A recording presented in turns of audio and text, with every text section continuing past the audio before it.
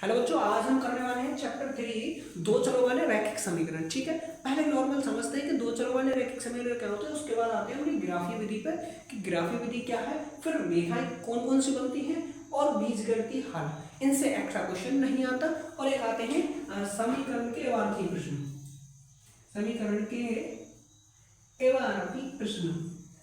अब आप कहोगे इबारती प्रश्न ये कहाँ से आ गए भाई साहब? इन्हें जो समीकरण दे रखे हैं ना एक्सरसाइज में, जो तुम्हारे क्वेश्चन हैं जिनसे समीकरण बना के हल किया जाता है, उन्हीं को देसी भाषा, उनकी गणित की भाषा में इबारती बोलते हैं।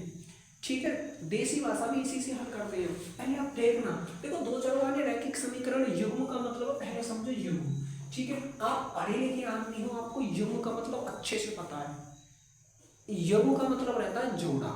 क्या रहता है? जोड़ा। और जोड़े के बारे में शायद आप बहुत मेरे से ज़्यादा जानते होंगे। ठीक, तो अब हम समझते हैं देखो समीकरण। जैसे मैंने लिखा 3x + 4y + 9 = 0।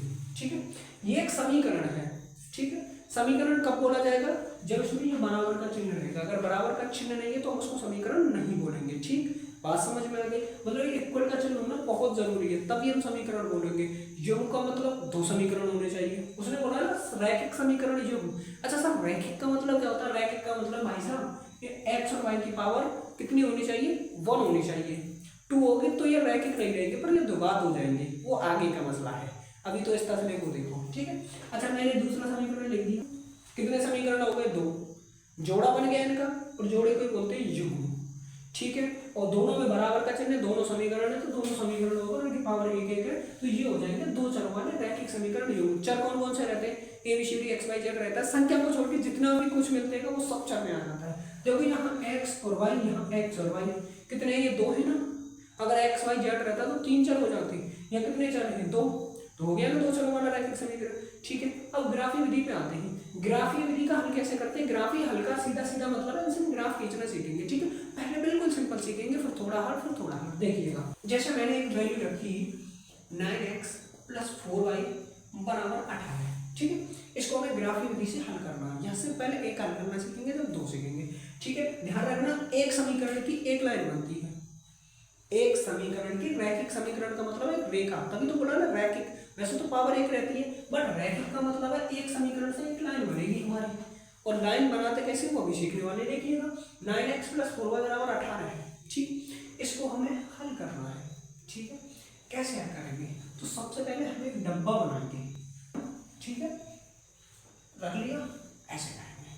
सबसे पहले क्या करेंगे, इस बच्चे को गायब कर देंगे। गायब का मतलब 0 रख दिया। कोई समस्या? तुम्हें देखना है 4y = 18 है। कितना है? 4y = 18 है। तो देखो यहाँ से हल करते हैं। जैसे 4y = 18 है तो हमें y अकेली रखनी है, तो y = 18/4। ठीक है, 2 से काट देंगे, 2 में 2 9 18, 2 से 2 बार कितना आ गया? 9/2। कोई समस्या नहीं है। कहाँ रखेंगे? यहाँ पे। कोई दिक्कत? कोई दिक्कत नहीं है। अब दोबारा में हमको किसको गायब करना? y को। अब हम देखो y को गायब कर देते तो 9x = 18 दिखाई दे रहा है। क्या दिखाई दे रहा है? 9x = 18 दे रहा है ना। अगर हम इसको गायब कर देते ये नहीं बचेगा, तो देखो 9x = 18 है कि नहीं है ना। तो फिर हम देखो फिर x = 18/9 लिखेंगे। 9 से ये क्या बार कटेगा? 2 बार, यानी भाग देंगे, कितना आ जाएगा? 2। ठीक, अब हमारा ये मसला हल करना है कि x = 0 तो y = 9/2, और अगर y = 0 रखी तो x = 2। अब इसको हल कैसे करेंगे? इसको समीकरण में दर्शाना कैसे? मैं ये सॉल्यूशन मिटा देता हूँ। देखो सबसे पहले बनाएंगे ये, बनाएंगे बहुत अच्छे से डिजाइन करेंगे हम लोग अपने मन करे इसको कहीं तक बना लेना। आपकी इच्छा है तो बांस लगा के अपने घर तक ले जाना। ठीक है, इतनी मेहनत मत करना। यहाँ देख लेना ये 9/2 यानी 4.5 और ये 2 है, तो ज़्यादा संख्या ले लेंगे, अपने मन से गिनती लिखेंगे। इधर माइनस की गिनती लिखेंगे, इधर प्लस की गिनती लिखेंगे। ठीक है, इधर माइनस की गिनती लिखेंगे। कोई समस्या नहीं होनी चाहिए। इसको हम बोलते हैं भाई साहब एक्स, और इसको एक्स डैश के नाम से जानते हैं। इसको हम बोलते हैं वाई, और इसको वाई डैश के नाम से जानते हैं। ये में हमारा रहता है 0, क्योंकि चौराहा है ना, सब 0 है। यहाँ से सब 0, यहाँ से सब स्टार्ट होते हैं। ठीक है, अब देखते हैं अब इनको समीकरण कैसे करें। देखो x = 0 है, y = 9/2। 9/2 का मतलब है, देखो 9/2 का मतलब कितना है? 4.5। अब देखो 4.5 कहाँ पे रहेगा? लगभग यहाँ पे 4, क्योंकि यहाँ पे 5 बना देंगे अपना, यहाँ पे 4.5 रहेगा। ठीक है, 9/2 तो हमारा ये आ गया, और x = 0 मिल गया। अब देखो x की जगह पर 2 है, y की जगह पर 0 है, कहने का मतलब x का 2 ये यहाँ है।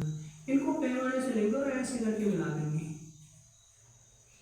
ऐसे ही मैं एक संख्या और लेता हूँ। मान लो मैंने एक संख्या ली 6x + 4y = 24। ठीक है, x लिखेंगे ना y लिखेंगे, नहीं लिखेंगे, वही काम करना है।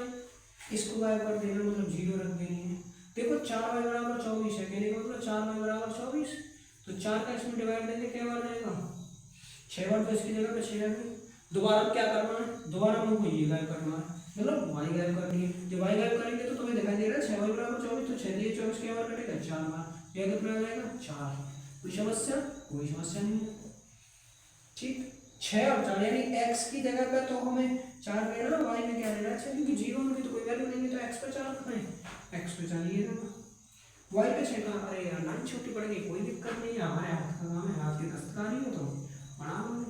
बढ़ गई 6 ये रही ना, 4 ये रही ना, खींच दो इनको ऐसे करके।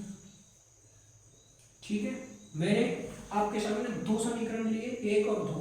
ठीक है, दोनों का ग्राफ खींचा, तो मैं दोनों पे लाइन दिखाई देगी कितनी है 2, यानी कि 2 समीकरण 2 लाइन खींचेंगे, 3 समीकरण तो 3 लाइन खींचेंगे, 4 समीकरण तो 4 लाइन खींचेंगे। ठीक है, यहाँ पे हमारा योग की बात हो रही है, तो हमें 2 समीकरणों से लड़ाई करनी है, 3 4 से तो करनी नहीं है, तो हम 2 समीकरणों से अब ये जो लाइन बनती है, 2 लाइन किस तरीके की कटेंगी, किस तरीके से बन सकती है, वो चीज समझते हैं।